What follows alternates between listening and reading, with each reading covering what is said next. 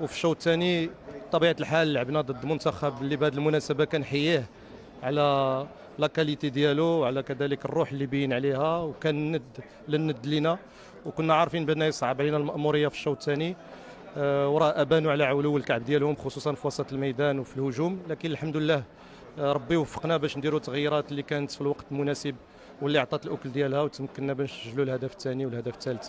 سعيد كثير، ويعني اي حاجه لي زيلوج كاملين خصهم يمشيو لهاد الرجال هادو، ماشي شي واحد من غيرهم.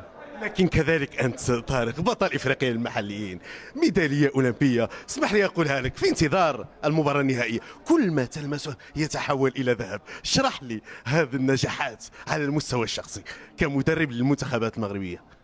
والله كتكمل يمكن فكلمه كبيره هي الاحترام. الاحترام يعني اول شيء الاحترام لذاك اللاعب. انا لعبت كره كنحس باللاعبين،